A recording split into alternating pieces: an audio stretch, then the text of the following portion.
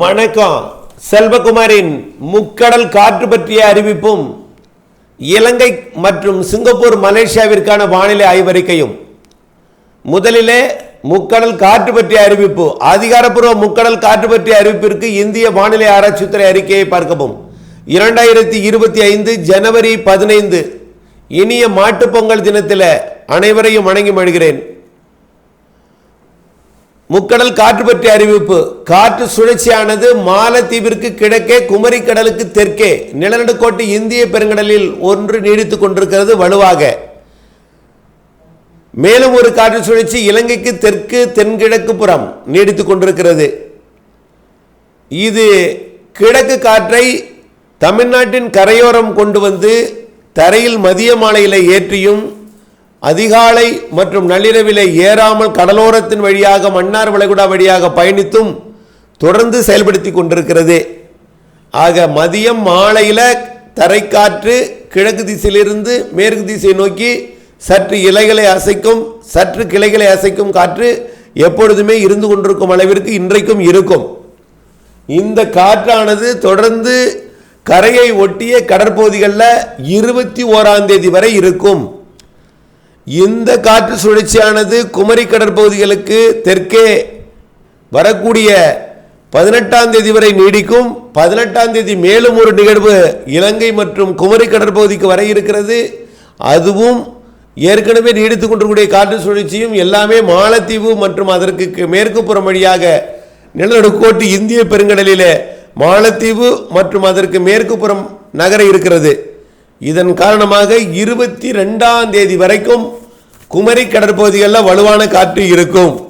21ஆம் தேதி வரைக்குமாவது காற்று இருக்கும். 20ஆம் தேதி வரை கடுங்காற்று இருக்கும். 19ஆம் தேதி வரை 65 கிலோமீட்டர் வேகம் கொண்ட காற்று குமரி கடற்பகுதிகளில் இருக்கும். மன்னார் வளைகுடா குமரி கடற்பகுதிகளில் 19ஆம் தேதி வரை கடுங்காற்று இருக்கும். இது ஆழ்கடல் மீனவர்களை அச்சுறுத்தும்.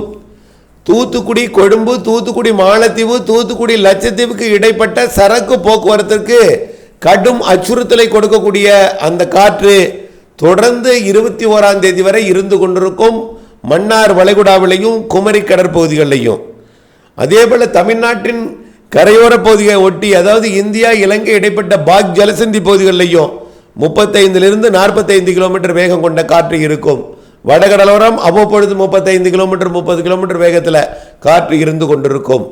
காரணம் அடுத்தடுத்த நிகழ்வுகள் இலங்கை வந்து இலங்கையின் தென்கிழக்கு புறம் அடைந்து பிறகு குமரிக்கடல் மற்றும் மாலத்தீவு இடைப்பட்ட பகுதி வழியாக மேற்கு நோக்கி பயணிக்க இருக்கிற காரணத்தினாலே கிழக்கு வடகிழக்கு காற்றை தமிழ்நாட்டின் கரையோர பயணிக்க செய்கிறது. தொடர்ந்து 21ஆம் தேதி வரை இந்த அச்சுறுத்தல் காற்று கடலில் இருக்கும். 21ஆம் தேதி வரை தயவு செய்து கடலுக்குள் மீன்பிடிக்க இறங்க வேண்டாம். கண்டிப்பாக குமரி கடல் மன்னார் வளைகுடாவில் இறங்கக்கூடாது. கடும் எச்சரிக்கை. மன்னார் வளைகுடா குமரி கடற்பகுதிகளில் 65 கிலோமீட்டர் வேகம் கொண்ட காற்று ஆழ்கடலிலே வீசிக்கொண்டிருக்கிறது. கரையை ஒட்டிய கடற்பகுதிகளில் கூட 60-55 கிலோமீட்டர் வேகம் கொண்ட காற்று வீசிக்கொண்டிருக்கிறது. இதை ஆரல்வாய் மொழியிலேயே நீங்கள் உணரலாம். குமரி முனையில் விவேகானந்தர் பாறையிலும் திருவள்ளூர் பாறையிலும் கூட வலுவாக உணரலாம். ஆகவே கடுங்காற்று இருக்கிறது குமரி கடல் மன்னார் வளைகுடா பகுதிகளில். பாக் ஜலசந்தி பகுதிகளிலையும் காற்று இருக்கிறது.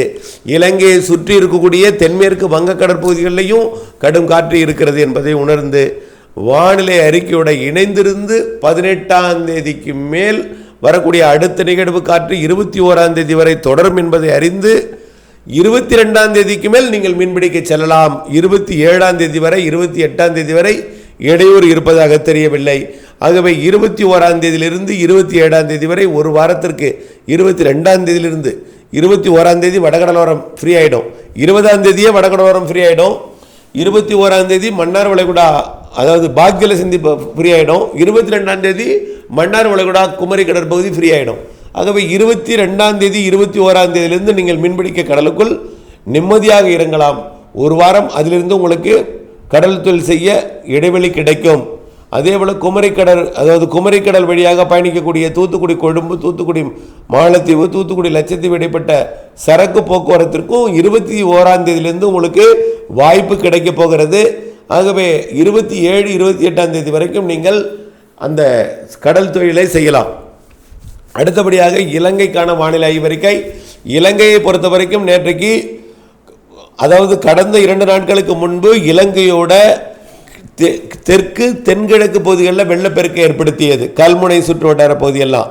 நேற்றைக்கு முல்லைத்தீவு முதல் தலைமன்னார் வரைக்கும் உள்ள இலங்கையோட தமிழர் பகுதிகளாம், அதாவது கிளிநொச்சி, அதே போல் திரிகோணமலை கூட, திரிகோணமலைக்கு வடக்கே முல்லைத்தீவு மற்றும் காங்கேசன்துறை வரைக்கும் முல்லைத்தீவை மையமாக வைத்தான் மழைப்பொழிவே அமைந்தது. முல்லைத்தீவு, கிளிநொச்சி மற்றும் தலைமன்னார் இடைப்பட்ட பகுதியில் தொடர் கனமழை பொழிவு, பொங்கல் பண்டிகைக்கு இடையூறு கொடுக்கும் மழைப்பொழிவுகள் நேற்று அமைந்தது. அந்த மழைப்பொழிவு தற்பொழுது ஓய்ந்திருக்கிறது. ஆனால் இடையிடையே மதிய மாலையில் மழை குறுக்கீடுகள் இருக்கும். ஒட்டுமொத்த இலங்கைக்கும் மழை குறுக்கீடுகள் இன்றைக்கும் நாளைக்கும் இருக்கும். 16ஆம் தேதி 17ஆம் தேதி கூட ஓரிரு இடங்களில் மழைப்பொழிவு இருக்கும். அடுத்தது 18ஆம் தேதி அடுத்த நிகழ்வால் மழைப்பொழிவு தொடங்கிவிடும். 18ஆம் தேதி மழைப்பொழிவு வடக்கு கிழக்கு மாகாணங்களுக்கு மீண்டும் அச்சுறுத்தும் மழைப்பொழிவு.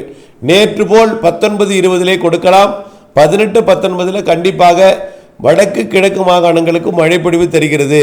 18-19-20 ஆகிய 3 நாட்களும் வடக்கு கிழக்கு மாகாணங்களுக்கு கன மிக மழைப்பொழிவும் இலங்கையின் ஒட்டுமொத்த பகுதிகளுக்கும் மழைப்பொழிவும் தெரிகிறது. பிறகு 22ஆம் தேதிக்கு பிறகு ஒரு 4-5 நாட்களுக்கு, ஒரு வாரத்துக்கு இடைவெளி தெரிகிறது. மீண்டும் மாத இறுதி நாள் 28, 29, 30 அல்லது 29, 30, 31ஆம் தேதி அடுத்த நிகழ்வால் மாத இறுதி நாள் மழைப்பொழிவு கொடுக்கும். இப்படி பிப்ரவரியிலையும் 10 நாட்களுக்கு ஒரு நிகழ்வு என பிப்ரவரியில் 3 காற்று சுழற்சிகள் தெரிகிறது. வாரம் ஒரு நிகழ்வு கூட தெரிகிறது. ஆனால் குறைந்தபட்சம் 10 நாட்களுக்கு ஒரு முறை காற்று சுழற்சி வந்து மழைப்பொழிவை தரும். கண்டிப்பாக 15 நாட்களுக்கு ஒரு முறையாவது ஒரு காற்று சுழற்சி வந்து மாதம் 2 முறை குறைந்தபட்ச மழைப்பொழிவு கொடுப்பதற்கு வாய்ப்பு இருக்கிறது. இலங்கைக்கு குறைந்தபட்ச மழைப்பொழிவு 2 நாள், அதிகபட்சம் 4 நாள் மழைப்பொழிவு, 4 சுற்று மழைப்பொழிவு, 4 சுற்றுக்கு 2 நாள் மழைப்பொழிவு கொடுக்கும் என்பதை தெரியப்படுத்த விரும்புகிறேன் பிப்ரவரியில். அடுத்தபடியாக சிங்கப்பூர், மலேசியா.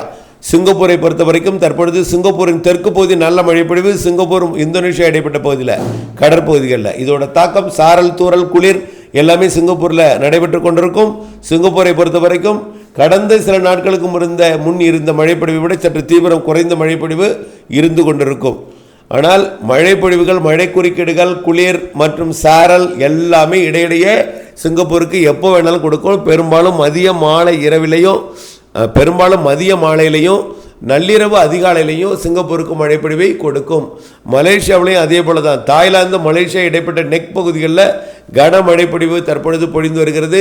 சிங்கப்பூரை ஒட்டிய பகுதிகளில் சற்று ஓய்ந்திருந்தாலும் தாய்லாந்து மற்றும் மலேசியாவின் கிழக்கு கரையோரத்தில் மழைப்பொழிவுகள் இருந்து கொண்டிருக்கும். மலேசியாவை பொறுத்த வரைக்கும் குளிர்கால மழைப்பொழிவு சிங்கப்பூர், மலேசியா, தாய்லாந்து பகுதிகளில் தொடர்ந்து இருந்து கொண்டிருக்கும்.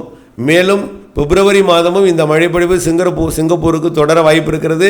சிங்கப்பூர் மற்றும் மலேசியா வழியாகத்தான், இந்தோனேஷியா வழியாகத்தான் நிகழ்வே இலங்கை மற்றும் தமிழ்நாட்டிற்கு மழை தரும் வகையில் வந்து அமைய இருக்கிற காரணத்தினாலே பிப்ரவரியிலும் சிங்கப்பூர், மலேசியாவிற்கும் இந்தோனேஷியாவிற்கும் அதேபோல் இலங்கைக்கும் தமிழ்நாட்டிற்கும் மழைப்பொழிவு இருக்கிறது என்பதை நினைவில் கொண்டு வானிலை அப்டேட்ஸுடன் இணைந்திருந்து திட்டமிட்ட பணி செய்து லாபம் அடைந்திடுங்கள். நன்றி.